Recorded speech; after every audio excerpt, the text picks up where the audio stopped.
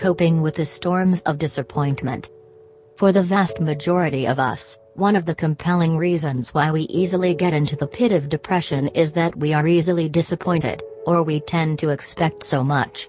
Young and old people tend to raise the bar of expectation too high and in the process, find themselves forlorn. Let us look at some examples of major disappointments encountered by people every day around the world. A young boy who wants to play baseball but wasn't included in the game. A teenage girl who did not get a date for the prom. A young woman who was not admitted to the Ivy League. A father who finds out that her 16-year-old daughter is pregnant. A blushing bride who finally found out that she did not really marry Mr. Right, and a young mother who was told by the doctor that her baby has Down syndrome. I can go on and on. In one of such situations, a man by name Paul was expecting his retirement in no distant future. Because of his impending retirement, Paul had carefully groomed a successor to take over his key project. The company's executives assured him that they agreed with his choice. But when push came to shove, they vetoed his candidate. Instead, they appointed someone else to take the lead, someone Paul didn't trust to continue the work that had been the capstone of his career. Paul was left kicking himself for not seeing it coming. The sense of futility and bewilderment was almost too much to bear. Paul didn't know what to do. How could he have misjudged the situation so badly? He felt angry, sad, and betrayed. We all go through life hoping for the best and getting what is not. Of all the letdowns we experience, from finances to our careers, perhaps nothing can compare to the utter depression that comes after a failed agreement, marriage or a relationship that has gone sour.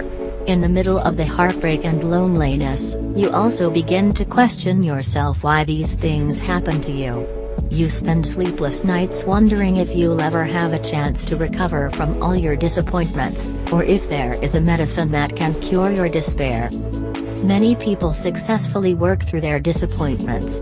Somehow, they have the strength to take stock of what has happened to them, learn from the incident, and move on. They come out of such disappointments stronger. But others, like Paul, struggle. In these cases, disappointment can even become depression. It's been said over and over again, into each life, a little rain must fall. Yet somehow, you feel that what you got was more than just a drizzle. You are in the middle of an emotional typhoon that rages on and on.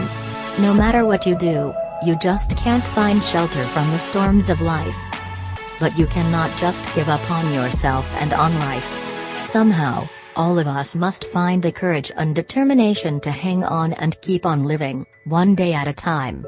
Yes, it is painful when we always feel we are wronged, cheated, judged harshly, neglected, and unloved.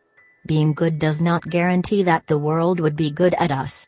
Pain and evil cause people to suffer, whether they are good or bad.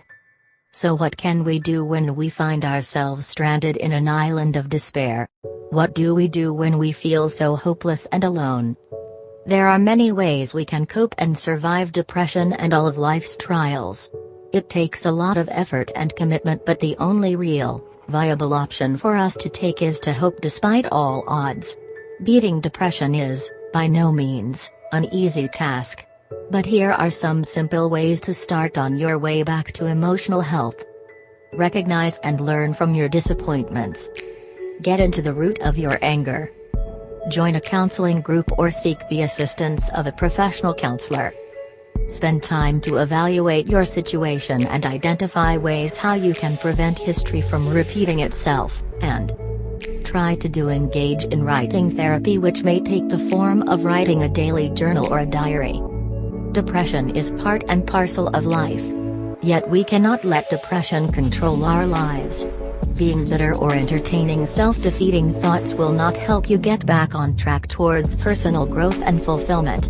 We must all learn how to weather the storms of depression and have faith that a new, brighter day awaits us.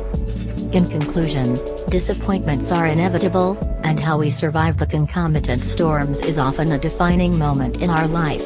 How we respond to disappointment is often influenced by our upbringing. Some people seek to avoid disappointment by underachieving, setting their expectations permanently low, while others seek to avoid it by overachieving, setting their expectations unattainably high.